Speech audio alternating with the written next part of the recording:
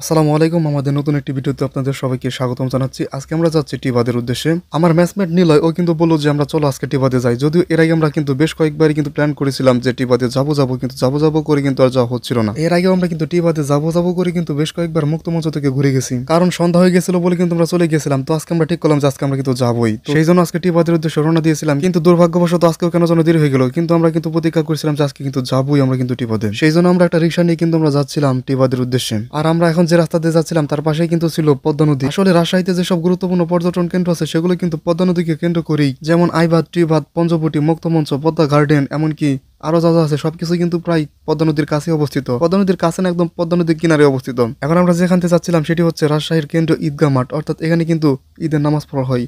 দেখতেই তো পাচ্ছেন মানে কি পরিমাণ সুন্দর, সত্যি বলতে অনেক সুন্দর এই ঈদগাহটি। আর যে রাস্তা দিয়ে যাচ্ছি রাস্তার কথা আর কি বলবো, মানে অসাধারণ, এক কথায় অসাধারণ। একটা ময়লা মনে হয় নাই যে এই রাস্তার মধ্যে, আপনি কিন্তু দেখাতে পারবেন না। রাজশাহীর রাস্তা সম্পর্কে যতই বলবো ততই মনে হয় কম হয়ে যাবে। এরকম সুন্দর দৃশ্য দেখতে দেখতে কিন্তু আমরা টিবাদে চলে আসলাম। এসে কিন্তু আমরা বেশ ভয় পেয়েছি, এত বড় বড় স্রোত হিসেব ছাড়া। টিবাদে বিশাল বিশাল বড় কিন্তু স্রোত দেখা যাচ্ছিল, দেখে কিন্তু বেশ আমার ভয় করতেছিল। এত বড় বড় স্রোত যে স্রোতের মধ্যে পড়লে কিন্তু একদম শেষ। আর ওই পাশে দেখতে পাচ্ছেন, ওই পাশে কিন্তু ভারত। এছাড়াও পদ্মা নদীর কিন্তু ওই পাশে বেশ কয়েকটি বাংলাদেশের চর রয়েছে, যেমন চর খানপুর বা চর খিদিরপুর, এরকম কিছু হয়তো আপনারা দ্বীপের নাম শুনেছেন বা বিভিন্ন কিন্তু ব্লগে দেখেছেন। তবে আমরা এমন একটি সময় এখানে এসেছি যখন কিনা এখানে অনেক বেশি লোক ছিল, মানে এত বেশি লোক যেটা কিনা কি বলবো আসলে। যার ফলে কিন্তু আমি খুব বেশি ভালো করে ভিডিও কিংবা ছবি কিন্তু তুলতে পারিনি, কারণ অনেক বেশি লোক ছিল, এত বেশি লোক ছিল যেটা কিন্তু আসলে আমার কাছে ভালো লাগছিল না। তবে যাই হোক, পদ্মা নদীটা কিন্তু অসাধারণ ছিল, এক কথায় অসাধারণ। দেখতেই পাচ্ছেন কি পরিমাণ বড় বড় স্রোত। যদিও স্রোত দেখে ভয় লাগছিল, কিন্তু এই দৃশ্যগুলো দেখতে কিন্তু বেশ ভালোই লাগতেছিল।